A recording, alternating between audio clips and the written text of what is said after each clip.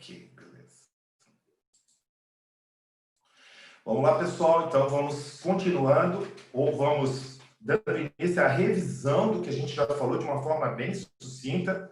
Então, nós vamos iniciar agora, lembrando um pouquinho sobre as articulações do complexo do ombro. Essas articulações, a gente já compreendeu que a articulação do ombro não é uma articulação sozinha, é uma articulação que depende de mais 3 articulações. A gente vai estudar um pouquinho mais hoje, vai tentar colocar isso mais prático, essas relações dessas articulações. Então, a primeira que nós vimos foi a articulação externo-clavicular entre a extremidade da clavícula e o manúbrio.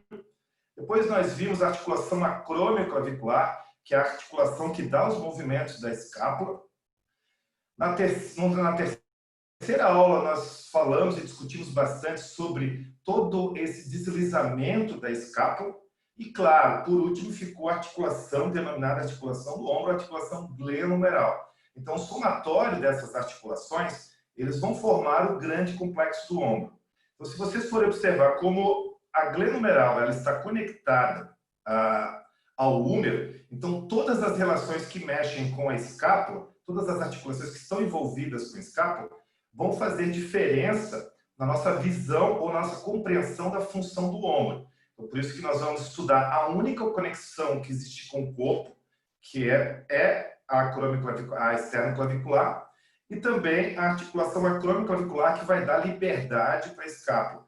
Então, nós vimos lá no início que a articulação, que a escápula ela era fechada, e aí com a evolução do chimpanzé para a Lucy, essa escápula se abriu, porque precisamos alcançar. Então, esse alcance ele chega a ser tão grande que ela se abre de tal maneira a ponto de que a gente consiga ter mais amplitude de movimento, ou seja, mais alcance. Então, se você for pensar de uma maneira um pouquinho mais abrangente, você vai ver que o único contato é aqui. E aí você vai dar essa amplitude, essa escápula ela vai se abrir, vai se alongar para fazer isso. E claro, para que ela consiga fazer tudo isso, vai precisar de uma musculatura ali envolvida. Então é através dessa musculatura que nós vamos focar a nossa aula. Bom, sobre a articulação externa clavicular, a gente vai bater muito, eu vou bater muito nessa tecla com vocês. Nós precisamos entender como ela funciona, porque aí a gente vai conseguir entender a dinâmica da escápula. Então, essa ligação com o manúbrio, ela vai fazer uma elevação para poder suspender a escápula como um guindaste, ou ela vai descer a escápula como um guindaste. Bom, essa também ela vai fazer uma rotação para poder realizar movimentos com a escápula, e ela vai à frente quando eu precisar levar o meu ombro para trás, e ela vai para trás quando eu precisar levar o meu ombro para cima. A gente vai ver tudo isso no decorrer dessa aula. Bom, então, nunca é demais lembrar que é uma articulação celular, tipo a articulação do polegar. Então, essa articulação ela gera vários movimentos. Então, a gente é uma articulação, embora conceitualmente falando, ela é biarticular, mas graças ao ligamento conoide, ela vai fazer um movimento multiarticular ou triaxial. Esses movimentos são limitados, como nós já falamos, pelos ligamentos e pelo menisco. Então, tudo isso vai fazer diferença na hora que nós abordarmos a clavícula. Então, como você já percebeu, se a hora que eu faço o movimento, essa amplitude máxima aqui, quando eu elevo o braço, eu vou ter que ter tranquilidade de saber que a clavícula exerceu toda a sua função. Então, quando eu coloco o braço no ápice da amplitude de movimento, eu preciso sacar agora que eu preciso ter toda a liberdade de movimento da acromioclavicular, da externo-clavicular, da escápula e da glenohumeral. Bom, aí depois nós falamos sobre a articulação acromioclavicular. Essa articulação acromioclavicular é uma articulação onde a clavícula se apoia sobre o acrômio, ela é um pouquinho mais elevada, e ela funciona aí com deslizamento, ela não é totalmente plana, ela tem aí uma ondulação, ou seja, um pouquinho ovalada, mas ela gera esse movimento embaixo da clavícula aqui, ó, para dar toda a liberdade para a escápula realizar os movimentos de ados, ou seja, de rotação medial e rotação lateral, que eu vou explicar um pouquinho mais para frente.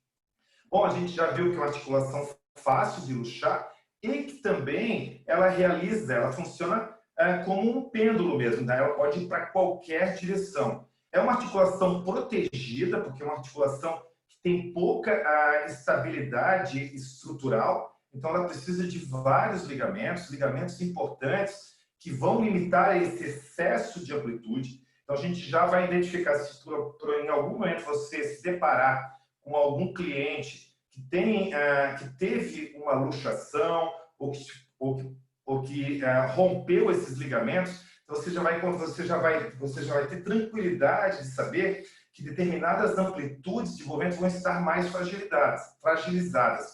E também vai ter recursos aí para tentar ganhar mais estabilidade através de outros elementos que não passivos.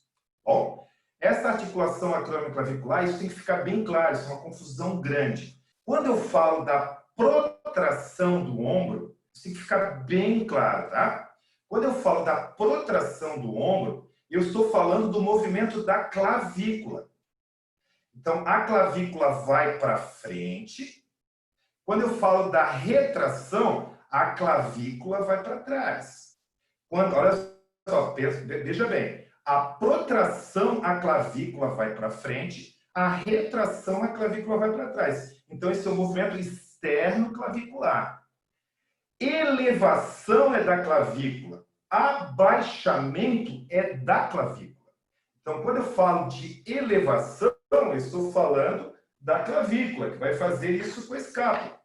Eu até separei aqui, bom? Então, a gente vai, para vocês entenderem melhor aqui o posicionamento. Bom, então, quando eu falo da elevação, eu estou falando do movimento de elevação da clavícula. Opa, deixa eu botar aqui bem certinho para vocês. Isso.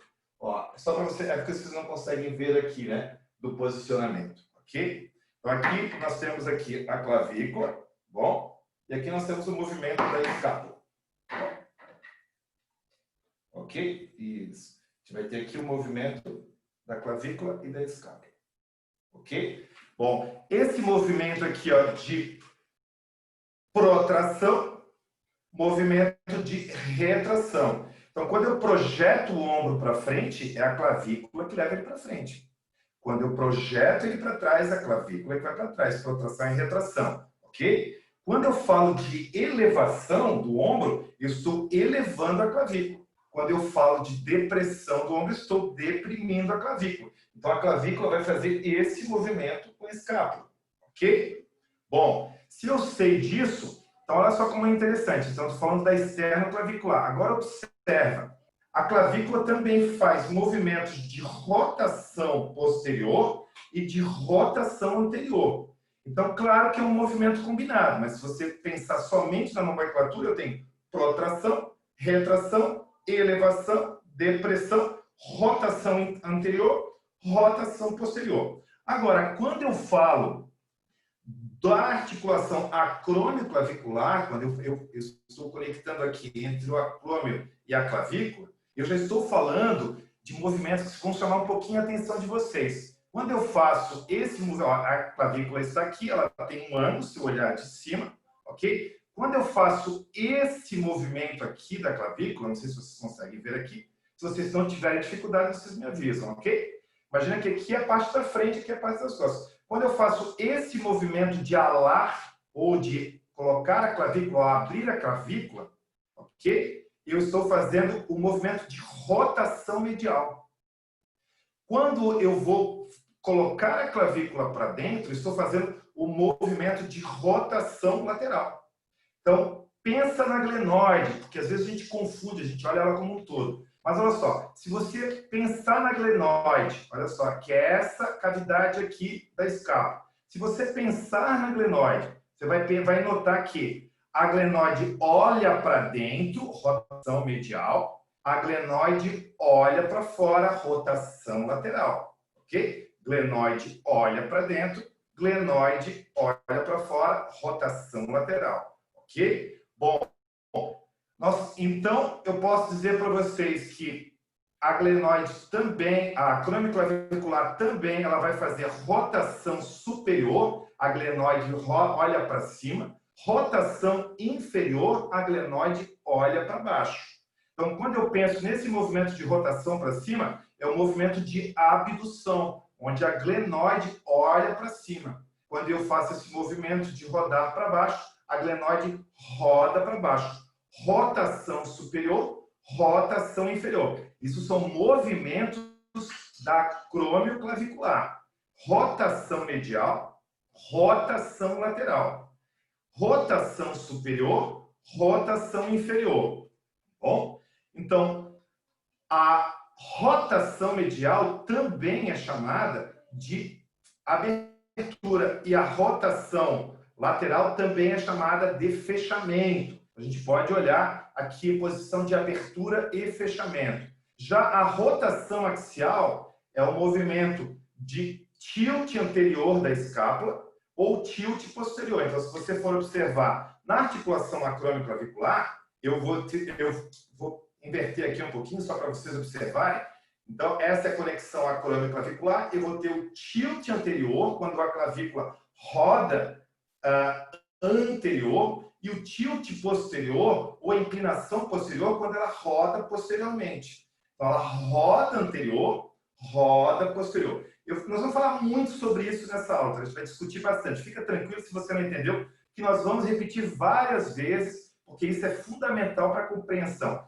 Então, qual é a sacada aqui? Vão existir músculos que vão realizar esses movimentos. Se os músculos vão realizar esses movimentos, eu tenho que entender quais são os músculos que são efetivos para esse movimento e quais são os músculos que dificultam esse movimento.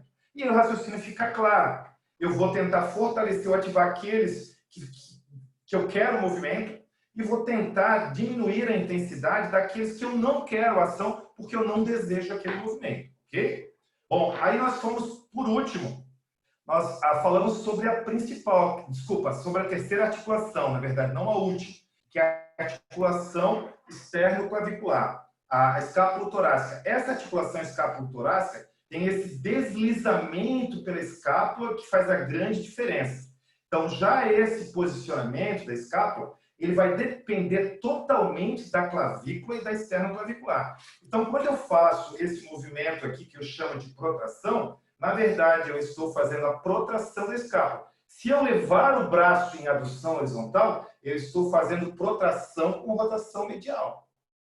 Se eu colocar o braço em abdução horizontal, eu estou fazendo a retração com a rotação lateral da escápula. E tudo isso vai deslizar pelo gradil costal. Então, é muito importante que a gente entenda esse deslizamento da escápula no gradil costal comandado pela clavícula. Então, se nós formos observar agora, nessa imagem, a gente vai conseguir ter essa conclusão mais fácil. Primeiro, a gente vai precisar entender como realmente, qual era a melhor posição de trabalho da glenomeral. Porque, já que a dor ela é no ombro, eu preciso olhar não só a articulação do ombro, eu preciso olhar todas as articulações que estão envolvidas com essa articulação glenomeral. Então, eu preciso entender o posicionamento da clavícula no tórax. Bom, eu preciso entender o posicionamento da escápula no tórax. Uma vez que eu entendo isso, eu consigo saber o que é mais fácil para essa articulação trabalhar. Por exemplo, se você está começando com alguém que tem dificuldade em aprender, se você está começando com alguém se você está dando aula para alguém que está iniciando um trabalho de musculação, você vai começar sempre pelos planos mais fáceis, pelo movimento mais tranquilo, porque existe uma curva de aprendizado. Essa curva de aprendizado é fundamental para que a gente consiga ganhar todas as extremidades ou todas as amplitudes de movimento. Então, é muito seguro, é muito benéfico quando eu tenho alguém com problema no ombro, eu trabalhar dentro das posições onde é mais confortável para essa articulação se comportar.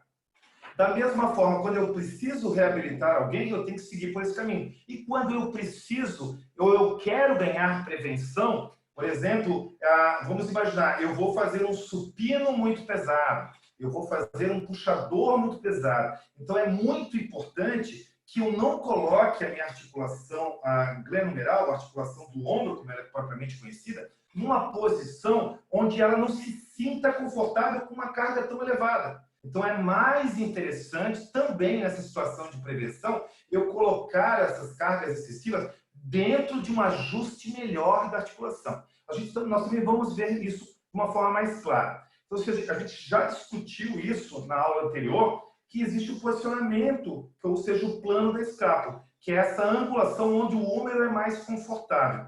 Então, eu sei que essa amplitude ela não é em abdução e ela não é em flexão. Ela segue uma diagonal aqui, que é o que nós chamamos de uma angulação da escápula. Então, com isso, eu consigo trabalhar a minha glenohumeral dentro dessa cavidade. Então, eu consigo sim. Agora, se você observar essa imagem, observem que nessa figura eu tenho a posição da escápula, se você for olhar a escápula dessa forma, eu tenho a cabeça do húmero trabalhando nessa escápula. Então, quando eu tenho o plano da escápula, ou seja, estou nessa posição, eu sei que o húmero vai trabalhar sempre na melhor colocação ou no melhor encaixe. Porém, quando eu coloco, por exemplo, no plano anatômico, onde eu já estou com o braço muito mais lateral, percebam aqui que ela está mais posterior, sobrecarregando as estruturas anteriores. Quando eu estou mais para a flexão do que o plano funcional, eu estou tensionando mais a região posterior e sobrecarregando essa região. Então, entender esse funcionamento, ele vai facilitar muito o nosso trabalho. Agora, presta bastante atenção. Tudo bem, você já entendeu que o plano de escápula é isso, que você tem que buscar isso. Agora, pensa. Olhar isso passivamente é fácil.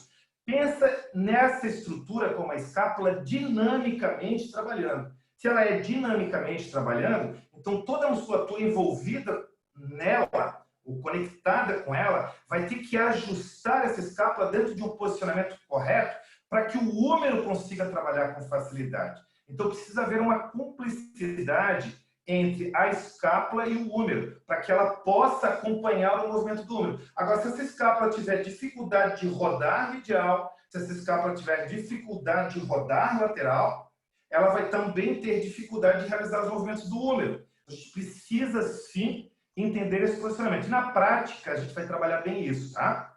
Professor. Vamos lá? Oi, pode perguntar. Posso perguntar rapidinho, aproveitar aquele slide anterior ali? Pode, sim. Com poucos alunos, é importante que você coloque isso. Tá.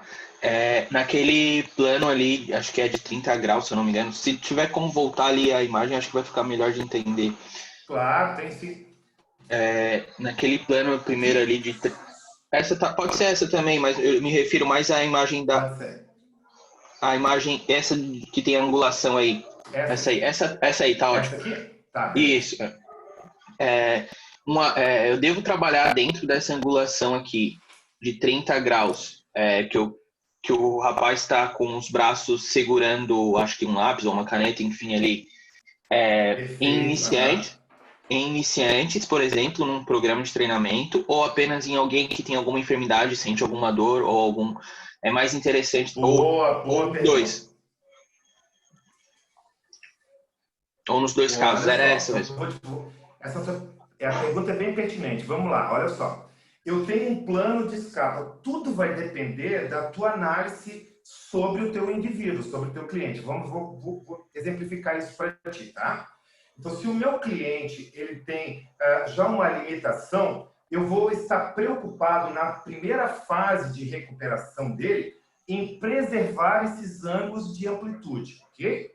Se à medida que ele vai evoluindo, porque se você for observar, para que ele possa realizar essa posição aqui nesses 30 graus, é uma garantia que eu tenho, ou uma certeza que eu tenho, que os músculos vão estar mais ajustados, onde eu tenho melhor controle sobre a articulação. Então, eu fico um pouco mais tranquilo.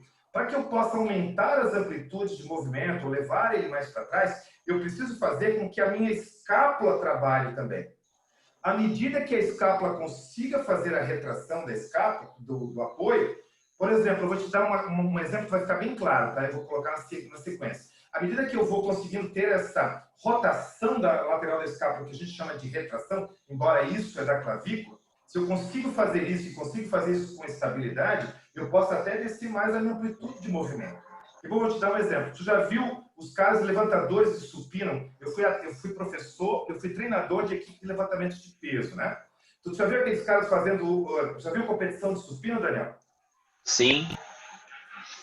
Tu viu que eles fazem uma hiperextensão no banco e colocam as escápulas bem espremidas e encostadas no banco? Sim. Já viu isso? Sim, Sabe já vi. por que disso? É um motivo de segurança. Não está errado para aquela carga excessiva.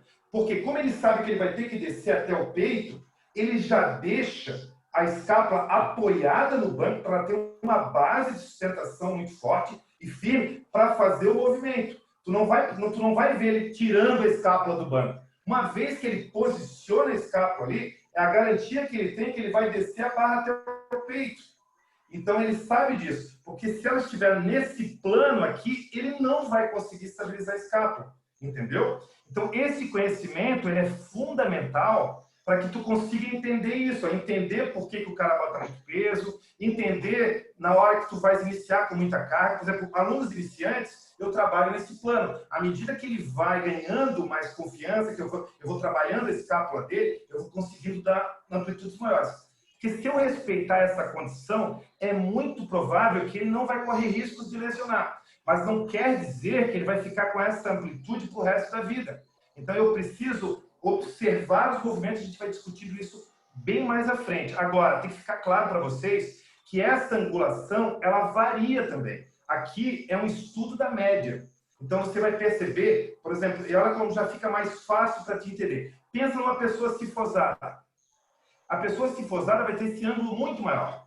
Então, ela vai ter muito mais dificuldade de levar o braço para trás. Se ela tem mais dificuldade de levar o braço para trás, aí tu vai ter que evitar de levar o braço para trás. Por exemplo, uma remada. Se a pessoa for muito cifosada, na hora que ela vai puxar a remada, ela vai, se tu pedir para levar os cotovelos lá para trás, ela vai usar a lombar para fazer isso. Porque ela não vai conseguir com as escápulas, porque a postura da torácica dela é nessa posição. Então, tu está correndo dois riscos aí. Está correndo o risco de machucar tua lombar e está correndo o risco de machucar tua articulação do ombro. Entendeu, Danilo? Entendi.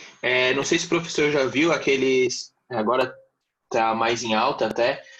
Fazer o supino, às vezes até no chão. A amplitude de movimento é um pouco menor, mas coloca um rolo daqueles de espuma entre as escápulas e realiza o movimento. Ali vai ter uma amplitude maior Isso. Boa. Pode falar. De escápula, né? A escápula vai ficar mais estável e também vai ter uma maior mobilidade, é isso? Essa é a ideia, né? Isso mesmo. E olha só, agora essa nossa aula aqui, ela vai fazer diferença no teu atendimento, tá? Eu te digo mais por quê. Porque a gente não pode generalizar. Quando tu coloca o rolo e tu deita no rolo para fazer o movimento, tu tem que dar a carga adequada, entendeu? Para que essa escápula trabalhe com liberdade, para que tu consigas fortalecer essa musculatura que tu queres, entendeu? Agora, se tu exagerar na carga, tu vai ter muita dificuldade de ter estabilidade com as escápulas. É muito provável que vai machucar o ombro, entendeu? Então, assim, é uma postura legal, mas não, assim, eu gosto de deixar claro que eu sempre treinei com muita carga, treinei atletas levantadores de peso, gosto de treinar pesado, mas cada carga para cada pessoa dentro de determinadas condições. E o contrário também é verdadeiro. Quando tu também não adianta ficar botando pezinho de 1 quilo se o cara pode fazer com 10 quilos, entendeu? Então também não vai resolver o problema dele. Então tu precisa seguir também, ficar só no rolo não vai dar o trabalho que ele precisa. O rolo, ele é muito bom, ele é fantástico fazer esse tipo de trabalho, mas ele tem que ser bem encaixado dentro de uma prescrição de exercício, entendeu? E é essa lógica que a gente precisa estudar aqui. É isso que tem que ficar claro na cabeça de vocês. Quando eu coloco o rolo, eu coloco sempre o rolo é bom, o rolo é bom, mas qualquer exercício é exatamente como um remédio. Eu posso ajudar muito o meu cliente com esse remédio, ele pode se curar, ou eu posso envenenar esse cliente se eu errar a dose, entendeu? Então, é esse conhecimento que vai fazer a diferença.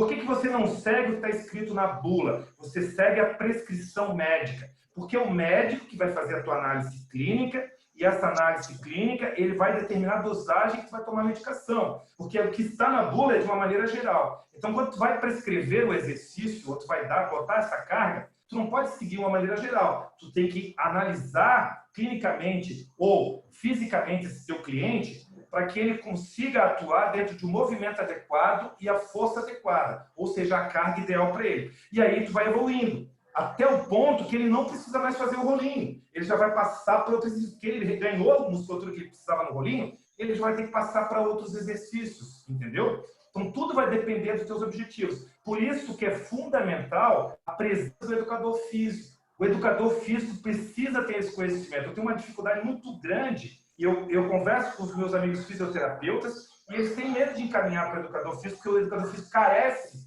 às vezes, na maioria das vezes, desse conhecimento. Coisa que, hoje em dia, isso tem diminuído muito. E esse é o objetivo desse curso. Fazer com que os educadores físicos vejam também várias formas de realizar o exercício para que ele consiga potencializar isso. Uma vez que ele adquiriu esse controle muscular, aí ele aumenta as cargas, ele tem que fazer supino mesmo, ele tem que fazer os exercícios da academia, ele já está apto para isso. E aí tu vai monitorando ele de acordo com cada exercício. Ok, Danilo? Fechou, obrigado. Ficou claro. Beleza. Então aqui a gente está mostrando essa posição da escápula, que é fundamental, ok? Bom, isso, muito bom, é importante que quem quiser se manifestar pode perguntar sim, tá? Nós estamos abertos para essas informações. Se a gente não conseguir concluir tudo hoje, a gente marca uma próxima e conclui o restante, mas não pode ficar dúvidas aí, tá? Então, nós vamos para a articulação glenohumeral, que foi a articulação mais acometida. A articulação glenohumeral, a gente precisa entender essa capacidade que ela tem aqui, que é uma articulação bola-soquete, embora esse soquete seja muito raso. Então, a gente precisa saber que esse posicionamento da bola dentro do soquete ele tem que ficar bem ajustado. Então, esse ajuste, essa instabilidade gera grandes amplitudes de movimento. Cabe a nós, professores ou fisioterapeutas, organizar a musculatura necessária aqui. Para isso, a natureza criou elementos importantes aqui. Gente, olha só, para tudo agora. Momento importantíssimo dessa aula, tá? Para que a gente consiga agora determinar, ou aqui, ó, se você não entendeu essa parte, você vai perder lá na frente. Então aqui, ó, parou tudo. A gente precisa entender que para estabilizar, a gente chamou lá na outra aula de neoacetábulo, lembram disso? Agora eu vou falar isso de uma forma mais fácil para vocês, para que a gente possa entender como esse ombro vai estabilizar, porque a amplitude a gente sabe que ele vai ter, não é? Beleza. Então, como é que nós vamos estabilizar sem perder as amplitudes? Ou como é que nós vamos ganhar amplitude e ao mesmo tempo estabilizar? A gente precisa, e como a gente vai entender as patologias? Como a gente vai entender o que acomete essa articulação? Bom, então a gente precisa entender, primeiro, que é uma articulação rasa, isso a gente está careca de saber, e que ela é difícil de ser controlada. Então, ela precisa de elementos passivos para controlar. Lembra dos elementos passivos? Nós temos o labro, que aumenta a profundidade, nós temos a cápsula, que ajuda nessa estabilidade, nós temos os ligamentos aqui, que vão colaborar bastante, ok? Bom, esses são os elementos passivos. Uma vez que essa articulação ela mastiga essas estruturas, ferrou, negão, ferrou. Uma vez que ela já rompeu isso, que ela esticou demais, pensa numa manga ou uma roupa que uma vez que você esticou demais, uma vez que você rasgou, não vai voltar sozinha. Ela vai precisar de uma intervenção cirúrgica para fazer isso. E são elementos estabilizadores, para tentar manter ali. Então, agora pensa também, você começa a fazer exercício errado com o ombro. Ele está excedendo determinadas amplitudes de movimento. A gente já entendeu sobre a articulação. Então, eu tenho aqui essa articulação trabalhando com movimentos excessivos. Então, ela vai começar a castigar essa estrutura passiva. Uma vez que ela começa a castigar essa estrutura passiva, ela rompe essa estabilidade. E aí a musculatura ao redor, que agora são os outros elementos é que vão ter que controlar isso. Graças a Deus, essa musculatura ativa, ou os músculos, eles respondem até 80% da estabilidade do ombro. Por isso, mais uma vez, é fundamental tu evitar o castigo dessas estruturas passivas. E é fundamental tu respeitar a capacidade de toda a musculatura que está envolvida aqui.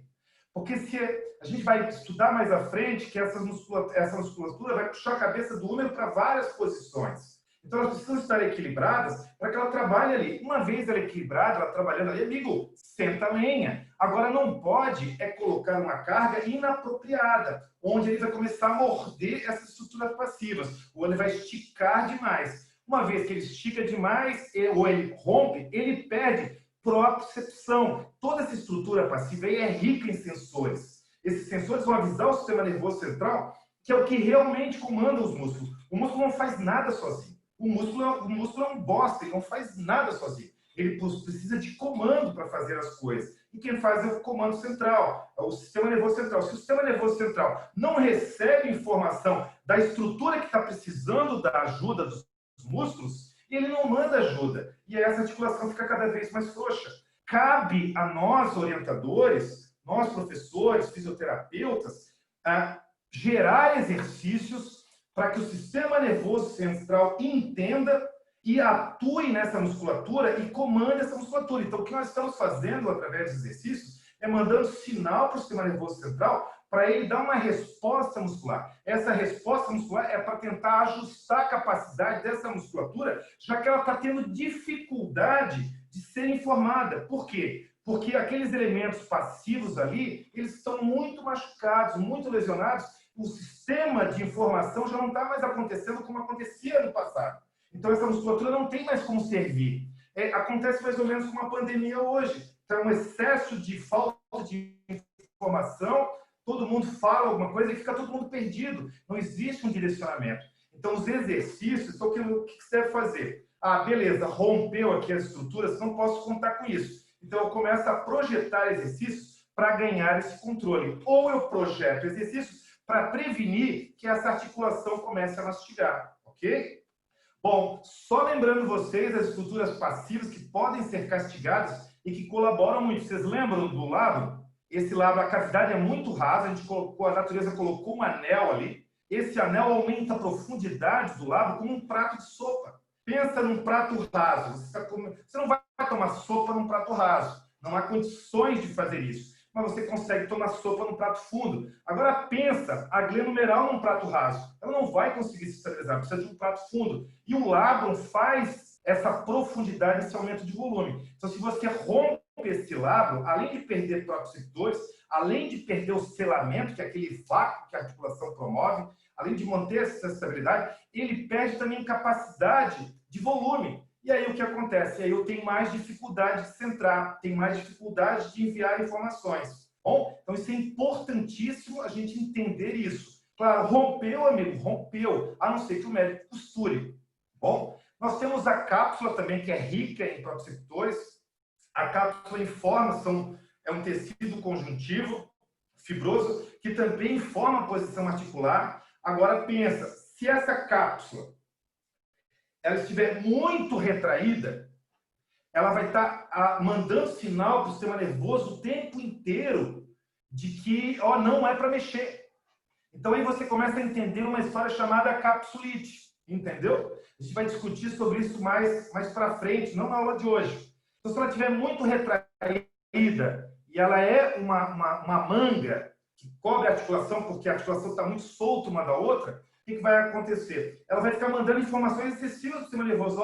Não mexe, não mexe, não mexe. Se mexer, dói, amigo. Porque ela está muito sensível. E o contrário também é verdadeiro. Se ela estiver muito frouxa, que é o que a gente chamou de frouxidão, a gente vai falar disso numa outra aula futura, vocês vão perceber que essa cápsula vai ter dificuldade de mandar informações. Se ela tem dificuldade de mandar informações, essa articulação vai trabalhar com mais liberdade, vai ter excesso de movimento. Esse excesso de movimento vai castigar essas estruturas passivas. E aí tudo isso é rico em terminações livres, vai acabar doendo.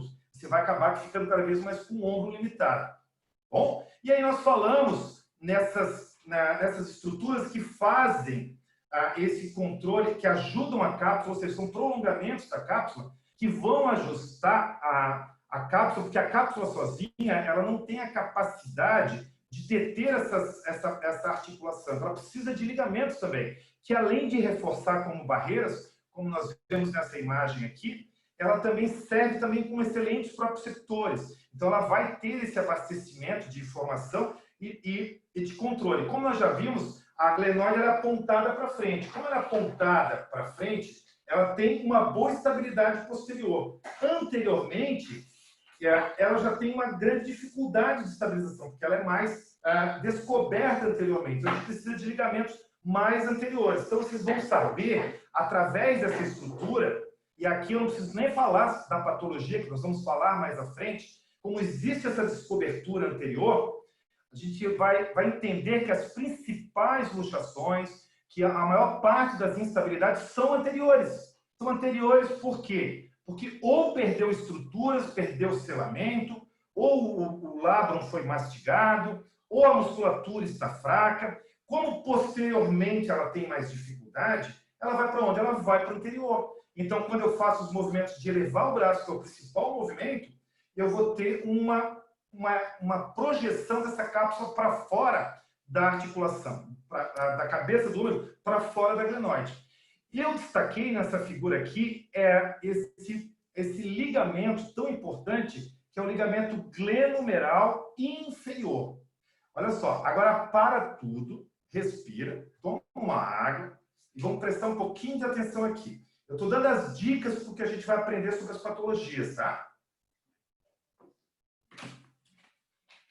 Vamos lá, vamos tentar entender novamente.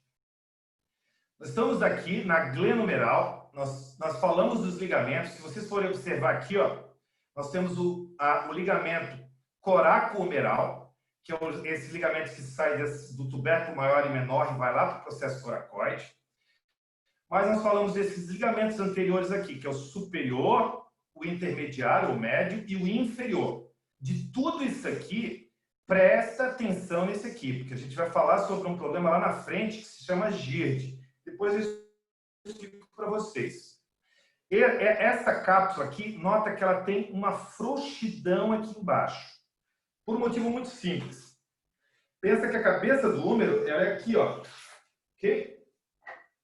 Bom, se eu olhar aqui, ó. Eu estou botando em qualquer plano aqui, porque senão eu me atrapalho aqui no movimento de vocês, tá? Isso. Pensa que ela está aqui, então ela tem que rodar. Quando ela vai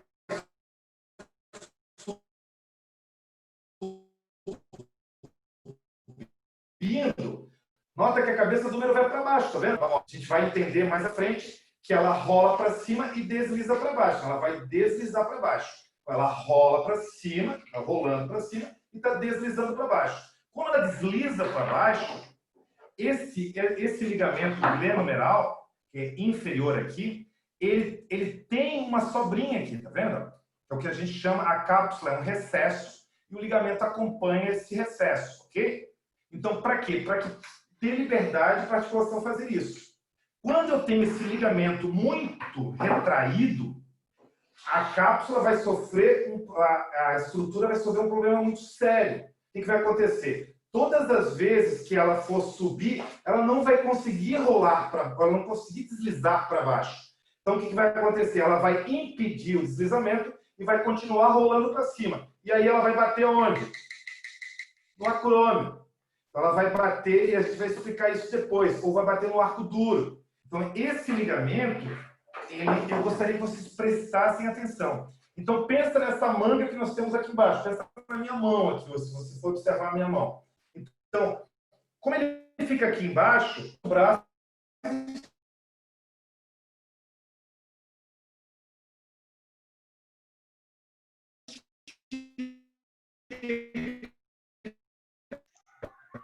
Travou total, professor. Beleza. Os jogadores de rugby caem muito nessa posição, eles rompem o colo do úmero, então não tem como soltar essa daqui. Então ele acompanha o úmero, ela vai se torcendo. Quando ela vai se torcendo aqui, ela limita a projeção anterior do úmero. E isso tem que ter uma medida adequada, porque se for muito frouxa, luxa. E se for muito apertada, ela vai bater lá atrás. Depois eu vou explicar isso para vocês, tá? Com mais tranquilidade. Alguém quer fazer alguma pergunta?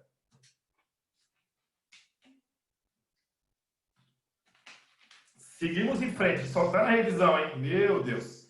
Função do manguito rotador. A função do manguito rotador é manter essa coaptação. A gente treina as rotações mediais e laterais com o objetivo de estimular neuromuscularmente essa estrutura. Mas a verdadeira função dele é manter esse ajuste de coaptação. Então, aqui fica muito fácil responder uma pergunta.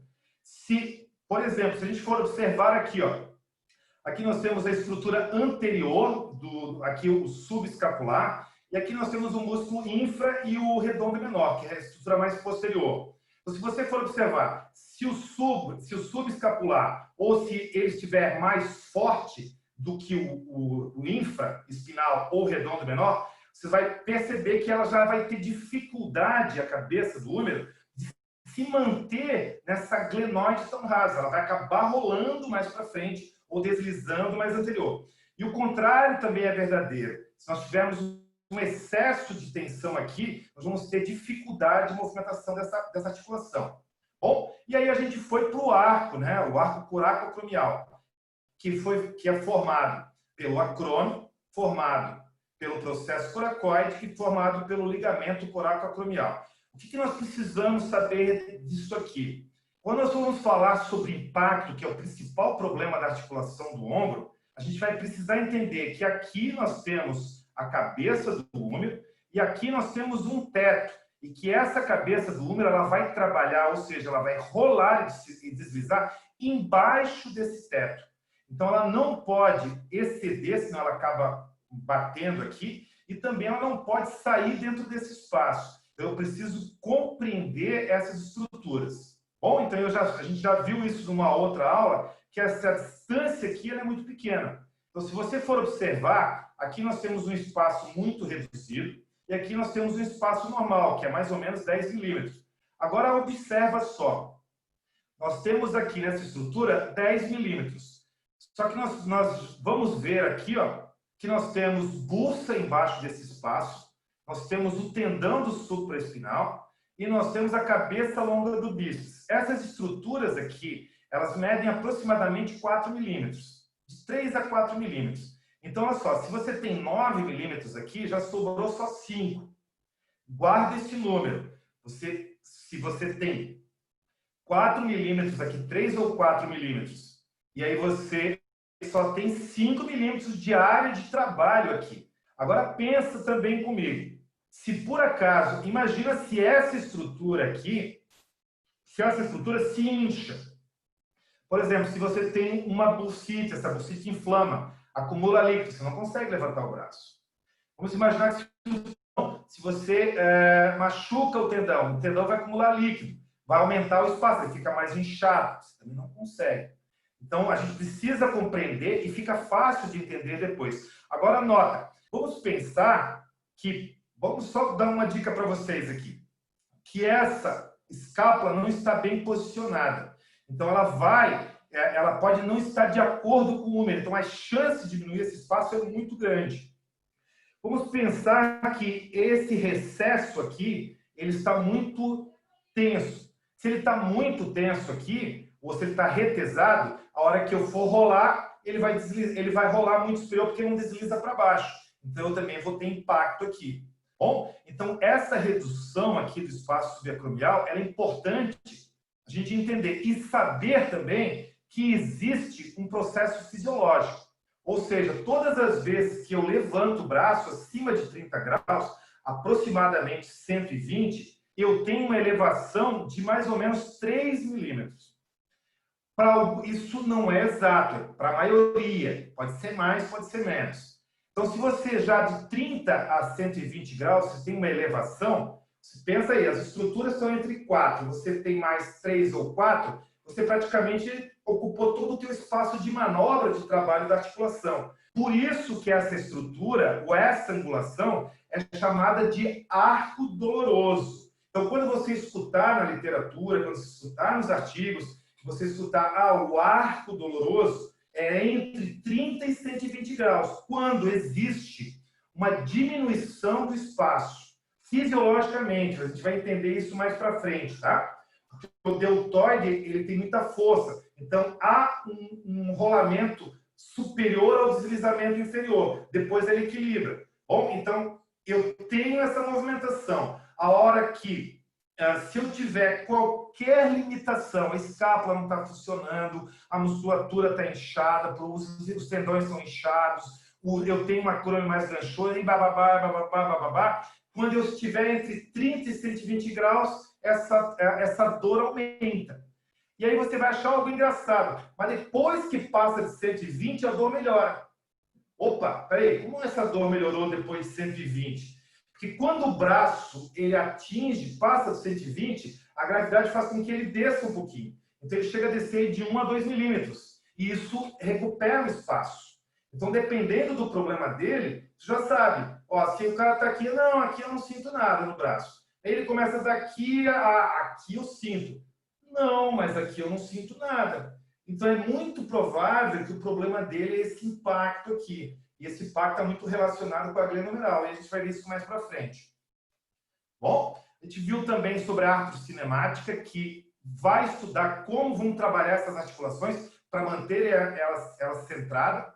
Essa artrocinemática, ela passa por esse rolamento do húmero. Então, isso tem que ficar claro para vocês. Nós temos aqui o rolamento do húmero quando ele está rolando, ou seja, quando eu vou subir, ele rola. E, ao mesmo tempo, ele tem que deslizar para baixo. Então, quem vai fazer isso, além das estruturas passivas que tentam controlar ele ali, é principalmente as estruturas musculares. Pensa comigo, ó, se eu não tiver o supraespinal, ou o manguito rotador em geral, pensa que quando eu ativar o deltoide, eu vou dar pau, vou ter impacto aqui. Ó. Se eu não tiver o supraespinal e o manguito rotador como um todo, eu vou começar a bater nessa estrutura. Todas as vezes que eu levantar o braço. Então, a pergunta que eu faço para você, você treina muito deltoide, então você precisa ter um manguito rotador equilibrado com o deltoide para que você possa levantar esse braço sem sofrer esse processo, porque senão ele só rola e não desliza inferiormente. Quem que vai puxar essa cabeça do húmero para baixo para ajudar no deslizamento? O manguito rotador. Por isso que a fraqueza do manguito rotador ajuda na impactação. Então, o supraespinal, ele atua junto com o deltoide. Então, você vê, todas as vezes que o supraespinal, e ele é lesionado, principalmente com pessoas mais velhas, porque essa estrutura muscular, ela é difícil a vascularização. Então, quando a gente vai envelhecendo com o tempo, acima dos 40, ou principalmente depois dos 60 anos, essa estrutura ela já é lesionada por natureza, ela vai machucando, ela não cicatriza. Tanto que pessoas fumantes têm um prejuízo muito maior nessa musculatura, porque tem dificuldade de vascularização ou de circulação. Bom, então a gente sabe que o que vai fazer a estrutura rolar aqui e deslizar é o que a gente vai chamar de força par. Essa força par vai fazer com que ele role superior e deslize inferior todas as vezes que eu levantar o braço, para que não gere esse impacto. Caso isso não aconteça, então ele só rolou e ele está com dificuldade de deslizar inferior, ele vai acabar batendo. Bom, agora para tudo de novo. Bom, mais um breakzinho para você observar bem. Aqui um outro momento importantíssimo, tá? Bom, o que é esse momento importante aqui? Vamos analisar essa figura.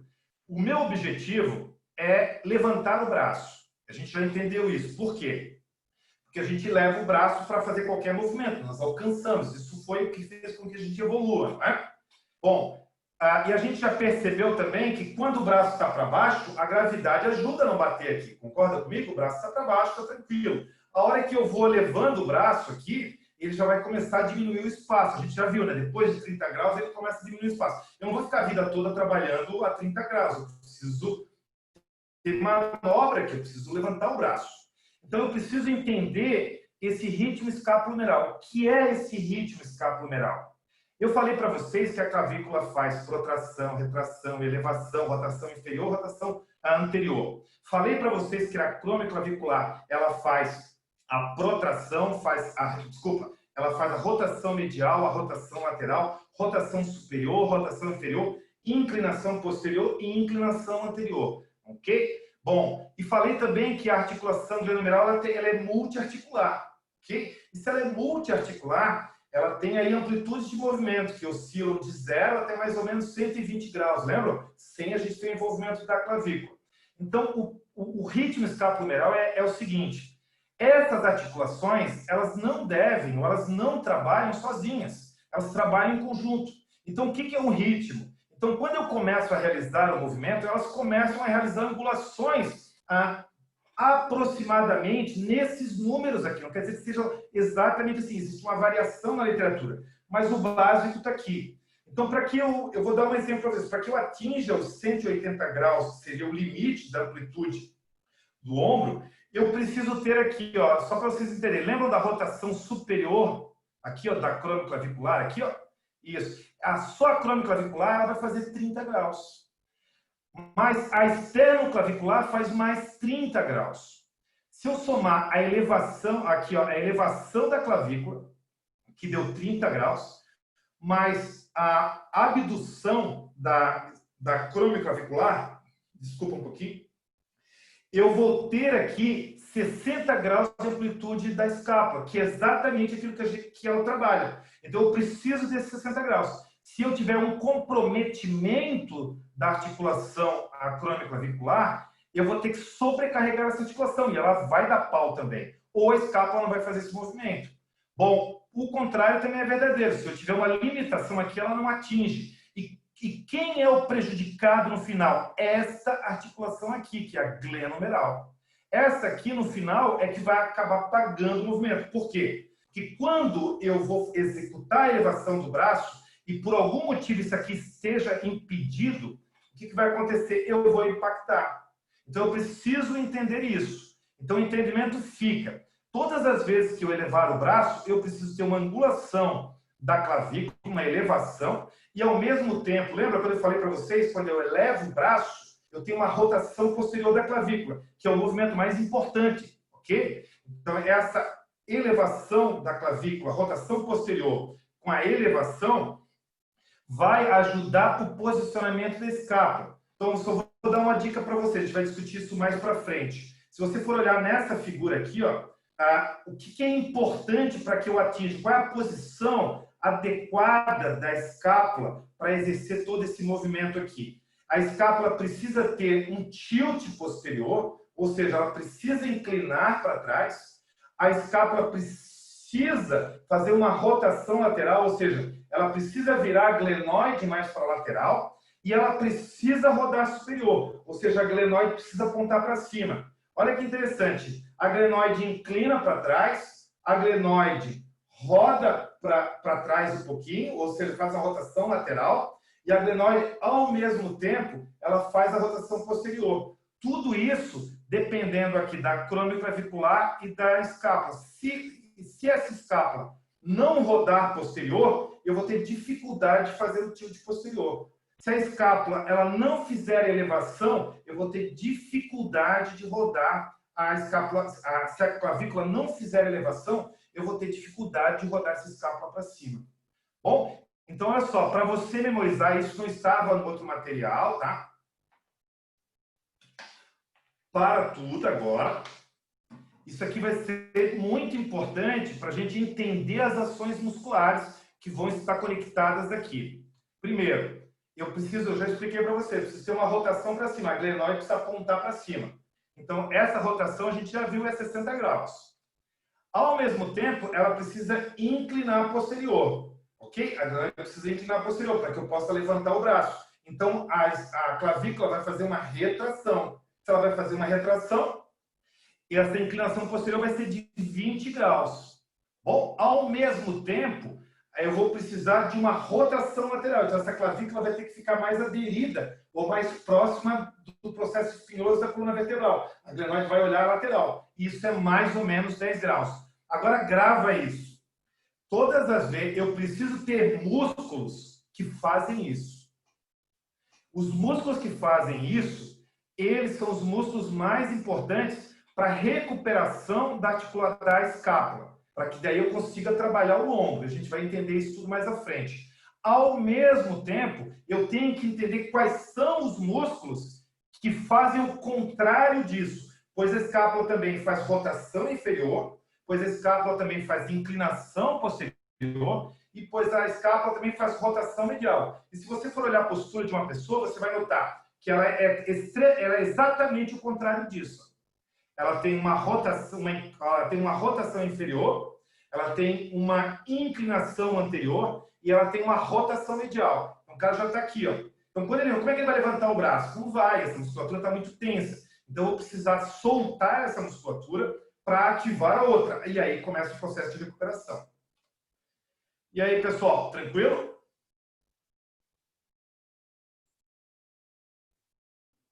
Dúvidas?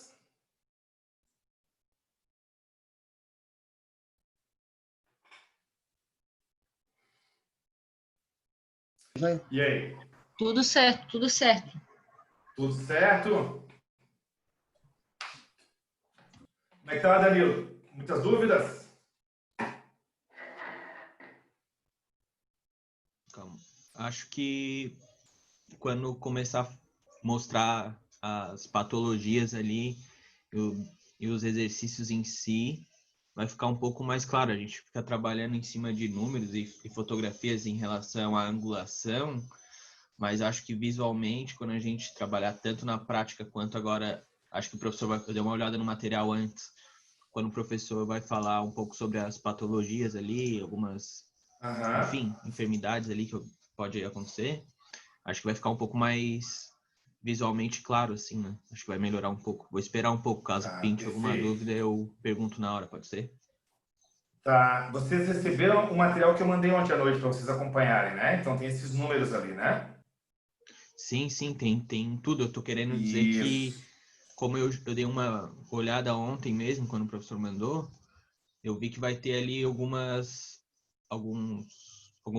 enfermidades, patologias ali. Isso. E aí acho que vai ficar mais claro o que o professor está comentando agora. Acho que vai ser mais fácil, né? Então daí eu vou esperar um pouco, caso pinte alguma dúvida em relação a isso, eu pergunto. Tá. Eu faço uma pergunta para vocês. O que deu mais dificuldade para vocês nisso? Porque daqui, gente, a gente vai passar para um outro momento, tá? E aí, esse outro momento agora, a gente vai começar a debulhar em cima disso. Então, esse conhecimento inicial, ele é base para a gente conseguir botar outras coisas aqui em cima, tudo bem? Por isso que a gente já fez aquelas aulas anteriores, eu fiz questão de fazer essa revisão inicial agora, abordando de uma outra maneira. Acho que ficou até mais fácil de entender agora, né? Eu achei mais tranquilo, até porque a gente já teve, né? Uma coisa que a gente já teve e foi um reforço agora a mais. Mas tá bem claro, assim, eu acho que é mais visualmente, pelo menos para mim, a impressão que eu tenho, que vai ficar melhor quando a gente começar a falar mais sobre as doenças em si, as patologias em si, né? E as práticas mesmo. Isso. É importante que vocês saibam, gente, que isso é conhecimento acumulado. Isso dificilmente tem uma curva de aprendizado. A gente precisa ir vendo muitas vezes, porque às vezes demora mesmo para pegar, tá? Então vamos lá, vamos seguindo para a próxima parte aqui. Isso, deixa eu só gravar novamente aqui. Vamos para a próxima.